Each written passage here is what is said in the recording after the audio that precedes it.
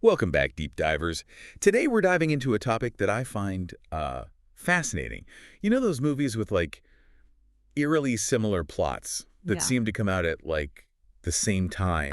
Yes. The phenomenon of twin films. Yeah, exactly. Twin films. Yeah. Like, how does that even happen? Well, it's a question that's intrigued film buffs for, well, quite a while, actually. Is it like a new thing? Not at all. Actually, according to Wikipedia, this has been documented for over a century, like way back to the early 1900s.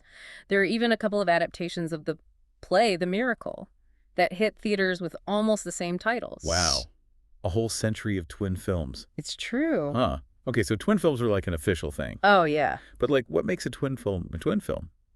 Besides the obvious plot similarities. Well, the Wikipedia definition is actually pretty clear. It's films with, nearly identical plots that are produced and released around the same time, but by different studios. So two studios completely independent of each other come up with, the same movie idea. Yeah. How is that even possible? There's a few explanations. Sometimes it's honestly just pure coincidence, like studios developing similar ideas at the same time without, any knowledge of the other project. So just a cosmic coincidence. Sometimes, yeah, I think about it. There are only so many stories to tell, right? I guess so. And sometimes, it can be that trending topics or anniversaries might spark a wave of similar ideas. Oh, that makes sense. Like, for example, the 200th anniversary of the Brothers Grimm fairy tale, Snow White. Oh, yeah? That probably influenced, the release of both Mirror and Snow White and The Huntsman in 2012. Huh. That's interesting. Like tapping into what is it? The zeitgeist, the Yeah. spirit of the The times. zeitgeist, yeah. But, I mean, don't studios kind of keep tabs on what their competitors are doing? Well, sure. But there's always the possibility of, let's say, less than ethical practices. Think like industrial espionage, Ooh. The movement of personnel between studios, maybe even some good old-fashioned corporate rivalry, Sissy. fueling these copycat creations. And speaking of rivalry, one example that always comes to mind is A Bug's Life and Ants, both released in 1998. Oh, yeah, those are classic examples. Popular belief is that DreamWorks basically rushed Ants into production just to beat Pixar's A Bug's Life to theaters, possibly fueled by a rivalry between the studio heads. Like an epic ant war. Exactly. All right, so let's dive into some more specific examples. A commenter on that Reddit post brought up Dante's Peak and Volcano, Yeah. both released in 1997. I remember thinking, why are there two volcano movies out at the same time? Right. Maybe Hollywood was just really obsessed with molten lava in the late 90s. Yeah, maybe. But sometimes studios will actually merge similar projects to avoid that direct competition. Really? Like, for example, the 1974 film The Towering Inferno. It actually combined two different scripts, both about a skyscraper fire. Wow, that's fascinating. Merging two fiery disaster films into one giant cinematic inferno. Another commenter on Reddit mentioned Armageddon and Deep Impact, both from 1998, both dealing with, the end of the world. Maybe that was just tapping into those end of the millennium anxieties. But that's certainly possible. I mean, global events and societal anxieties can definitely, they can influence trends in Hollywood. Right, right. Makes sense. And then there's White House Down and Olympus Has Fallen, both featuring, yep, you guessed it, terrorist attacks on the White House. Seem like a popular target. Right. So we see these twin films popping up across genres, action, disaster, even animated films. It's like a recurring theme in Hollywood history, wouldn't you say? Yeah. It really makes you wonder about, about originality and competition in Hollywood, how studios respond to audience trends. Yeah. Are twin films just a coincidence?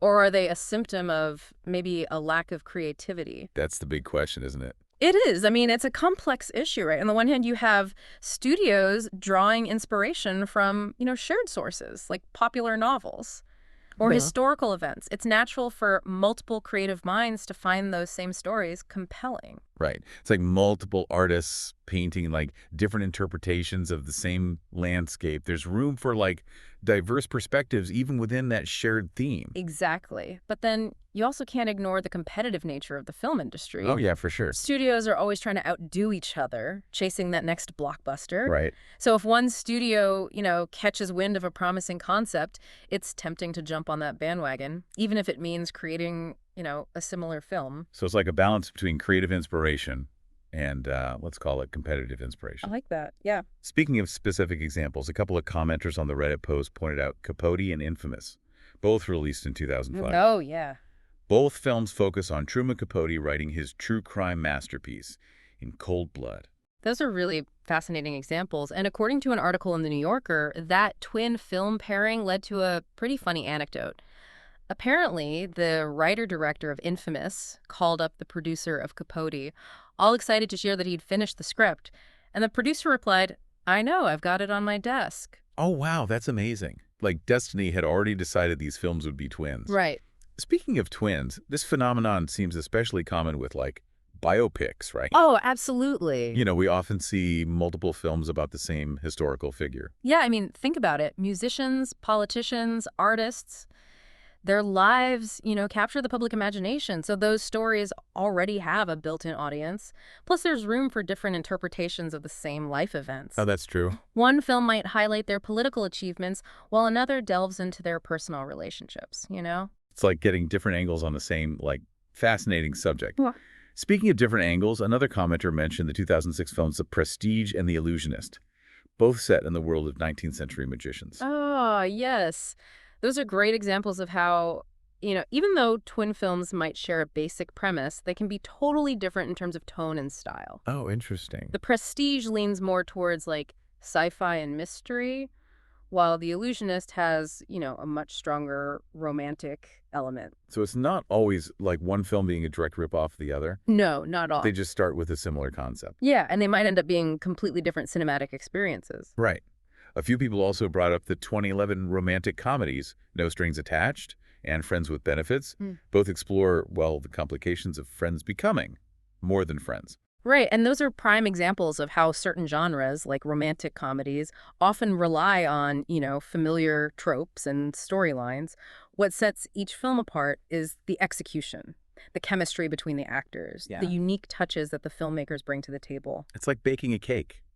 You can follow the same basic recipe, but the final result depends on, like, the quality of the ingredients. That's a perfect analogy. And speaking of different ingredients, one commenter mentioned Madagascar and The Wild, both computer-animated films released in 2005 and 2006 about zoo animals venturing into the wild. Oh, yeah, I remember those. I feel like Madagascar was more on the, like, zany side, and The Wild tried to be a little more realistic. Exactly. Even within animation, studios explore familiar themes with their own distinct approaches. It's almost like convergent evolution in the creative world. Oh, I like that. Different species evolving similar traits because they're adapting to the same environment. And in this case, the environment is Hollywood, where trends come and go like the tides. And just like in nature, only the, like, fittest ideas survive, the ones that capture the audience's imagination and offer something unique, even within a familiar framework. Precisely. So while twin films might raise questions about originality at first, they also highlight the incredible diversity of storytelling that we see in Hollywood. Yeah, two films can share a similar premise, but offer vastly different cinematic journeys. So, are twin films just a coincidence? Or are they a symptom of a lack of creativity? That's the big question. And there's really no easy answer. Yeah, it really is a fascinating puzzle. What do you think ultimately is at the heart of this whole twin film phenomena? Well, like we've been talking about, it's probably a mix of different things. Sometimes it's just pure coincidence. Studios kind of tapping into the same cultural trends or historical events. Right, like those Snow White films we talked about. Capitalizing on the fairy tales, what was it, bicentennial? Or like those apocalyptic movies maybe reflecting those end of the millennium anxieties. It's like Hollywood's just tuned into the same frequency. Exactly. But we can't forget about the whole competition thing either. Studios are always watching what other studios are doing, trying to predict the next big hit. So if one studio decides to make a volcano movie, well, it's not surprising that another one might think, hey, maybe we should make a volcano movie too. Try to get in on that action. Right, like a game of cinematic, follow the leader. Yeah. But does that mean that Hollywood's running out of original ideas? That's the big question, isn't it? And people have been debating that for years. Some people say, yeah, twin games are proof that Hollywood's in a creative rut. But I think it's a little more complicated than that. Yeah, I think so too. We've talked about a lot of examples of twin films, but they each have their own, like, style and feel. Even those volcano movies, Dante's Peak and Volcano, they had different takes on the same disaster. Exactly. And that's what's so cool about movies. Even with those familiar genres and storylines, there's still so much room for creativity. Remember those biopics we talked about? Right. two movies about the same person can be completely different, focusing on different parts of their lives. Right. It's like reading two different biographies of the same person. You get a more complete picture. Yeah, that's a great way to put it. So yeah, twin films might seem kind of weird at first, make you wonder if Hollywood's just copying itself. But I think they also show just how much creativity there is in Hollywood. Twin films, a reflection of shared inspiration and a product of, well, a very competitive industry. Is there anything else you think we should touch on when it comes to twin films? I think we've covered a lot of ground today, but for our listeners who want to learn more, I definitely recommend checking out the list of twin films on Wikipedia. It's pretty amazing how many there are, from all different kinds of movie genres. Yeah, that's a great point. Even in a world of sequels and reboots, there are still fresh perspectives and unique voices out there. Absolutely. Keep questioning, keep exploring, and keep diving deep. Until next time, deep divers.